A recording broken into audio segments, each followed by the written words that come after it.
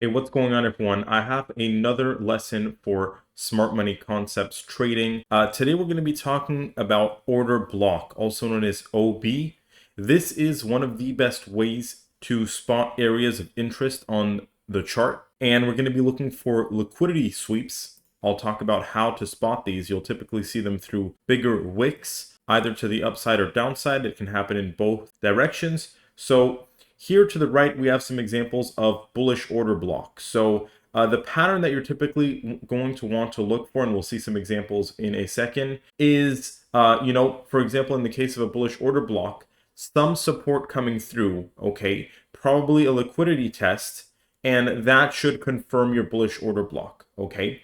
So you see here, double bottom on 2 candles, okay? We actually got our liquidity test, and then we moved higher. Very similar here, right? We had that bottom formation, that consolidation, the initial signal, and then here we got the confirmation once we swept back the liquidity and moved back higher. To the left side, we have an example of a bearish order block. So we can see here that the liquidity has been marked. We'll talk a little bit about, what are the expected moves after you detect an order block. Go ahead and talk about the definition and explanation. So an order block is a price level or area that indicates the presence of institutional or smart money, okay? And some of you might ask why? Well, because we're seeing big sweeps of liquidity, right? So when we're seeing these candles, okay, there's going to be drastically increased liquidity typically. So this is something just to be aware of, that these are areas of interest for institutions or smart money. Higher levels of liquidity will be present at these levels, and that's why we can get these areas, of bullishness and of demand, and those areas of, in the bearish case, right, of selling pressure, right? And that's where liquidity will get swept, because of course institutionals and big money has to have areas of liquidity to be able to place larger trades. So it often represents a consolidation before a price move and can also act as support or resistance in the future.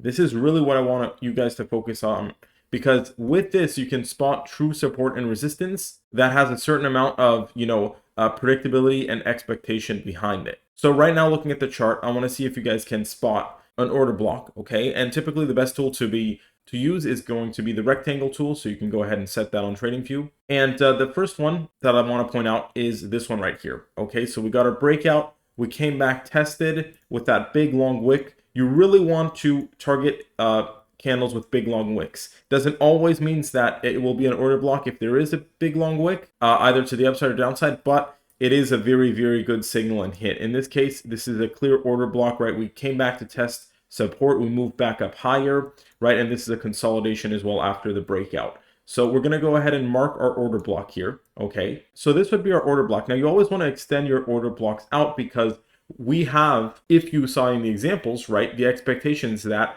we're going to get at least one, sometimes it can even be 2 or 3 more times, or even 4 times, a retest of the liquidity. But at least one time is what we're expecting, okay?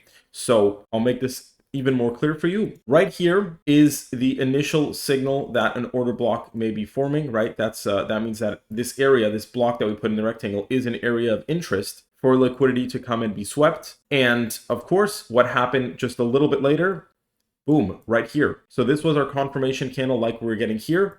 Bullish order block.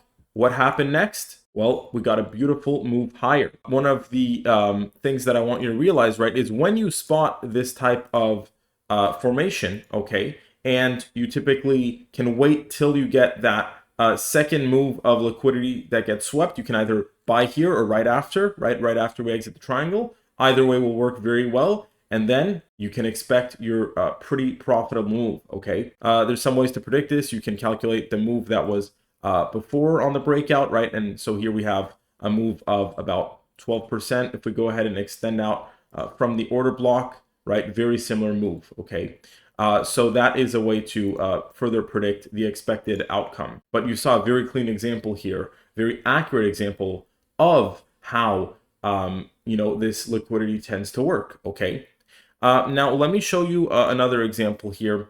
We'll also see if we can get an example of different types of order blocks, right, to the upside, to the downside. So there's one that I like quite a bit right here that I want to point out, and this is really the power or order blocks. Okay, one thing to know with order blocks, there isn't a specific time frame for when they might, get retested, but it is a sign that at some point, right, typically it's not that long, that we will actually come back and test that area of liquidity, sweep it, and it can also cause, further upside moves. So there's another one right here where, we have this clear test of liquidity, comes down, right? This one actually causes us to fall out of this liquidity level.